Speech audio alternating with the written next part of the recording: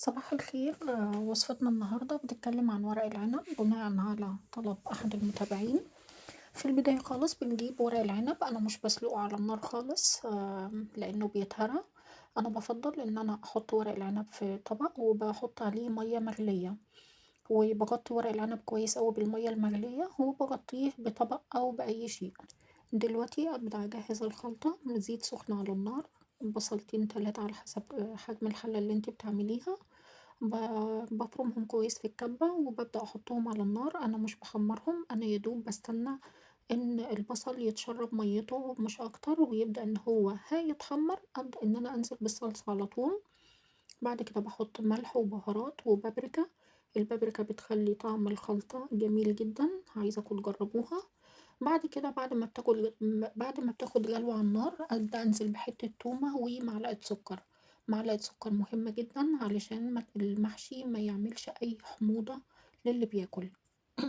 دلوقتي هنا غسلت الرز، حطيت عليه حتة تومة نية والخضرة بتاعتنا وهنزل عليه دلوقتي ببصلة مبشورة نية، أحطها كده وهي نية. وبعد كده بنزل بالصلصة بعد ما اتعملت معانا واخلط الخليط ده كويس جدا مع بعضه، امزجهم كويس جدا مع بعض. انا بقلب بالمعلقة لان الخلطة طبعا حاليا هي سخنة، بس ده يفضل ان احنا نقلب بايدينا وبكف ايدينا كمان علشان نمزج الخليط كله كويس مع بعضه. جيت اعمل بايدي بس كان سخن شوية فما اتحملتش.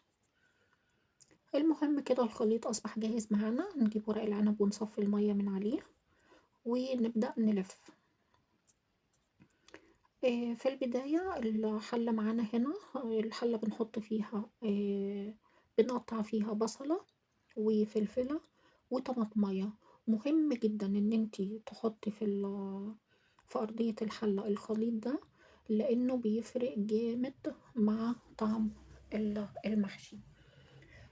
لكل اللي ما بيعرفوش بقى يلفوا ورق العنب ازاي نقفله تقفيل كويس من كل الجوانب، دكتورتنا الجميلة تيجي بقى تتفرج هنا دلوقتي، هي أكيد لما تشوف الفيديو هتعرف نفسها.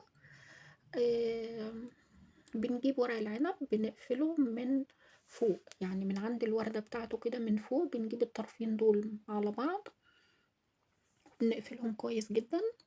وبعد كده بنحط الرز في النص، والرز ما يكونش كتير علشان ما تكونش مكتومة، بتبقى بشكل الوردة زي ما احنا شايفين قدامنا كده. نبدأ نجيب الطرفين على بعض ونقفلهم كويس جدا ونلفها مبرومة، نلفها مبرومة بشكل كويس جدا بحيث ان هي ما تطلعش اي رز من اي جنب نهائي. آه، تابعوني لنهاية الفيديو وانتوا هتشوفوا ان الحلة ما شاء الله نازلة مفيش ولا رزاية طالعة منها. لآخر واحدة بوريكم تاني اهو في النص، وهنقفل من الجنبين. انا بطأت الفيديو في الحتة دي معلش علشان اللي ما بيعرفش يلف ورق العنب بشكل كويس. ونلف خلاص كده نرص في الحلة. بعد كده الحلة معاكم قدامكم اهي. ورق العنب يعني وانا برصه في الحلة علشان تنزل معايا سليمة، لو انا عندي عزومة وعايزة اقلب الحلة تنزل معايا سليمة زي ما هي، بعمل ناحية بالطول وناحية بالعرض، ناحية بالطول وناحية بالعرض، خلف خلاف، يعني كل دور بيبقى بخلاف الدور اللي تحته.